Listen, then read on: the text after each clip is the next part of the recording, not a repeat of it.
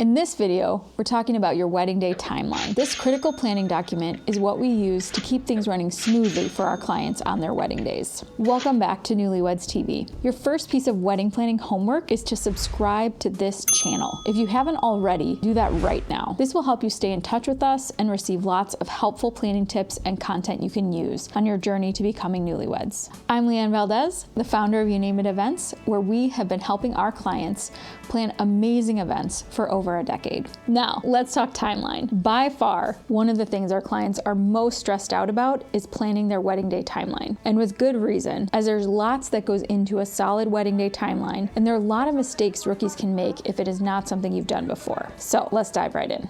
The first mistake we see on wedding day timelines is actually one you wouldn't think of, having too much information. Some folks think they can include every little detail, and that will equal a smooth wedding day. Unfortunately, there's a point at which your timeline becomes unhelpful when it has too much information on it and whoever is running things can't reference it quickly. On the flip side, another mistake we see is not having enough information or missing critical details. For example, we have seen timelines before that don't include such key information as addresses for locations where everyone is supposed to be. I know, it seems crazy, but it happens. It's easy to think that your timeline only needs to show when you want things to happen, but a good timeline will also address those other huge W's of who, what, and where. You don't typically need to worry about the why or how in the timeline, but focus on the other pieces in order to make sure you have all the key information readily available. Before we get to the last few tips, if you're finding this video helpful, give us a like down below. Another mistake we see is also somewhat counterintuitive, sharing your timeline too early. Now, I'm not saying your timing should be a secret, but once wedding season is in full swing, many wedding vendors are focused on what comes next. So if they receive your wedding day timeline months in advance, you run the risk of it getting lost in the shuffle.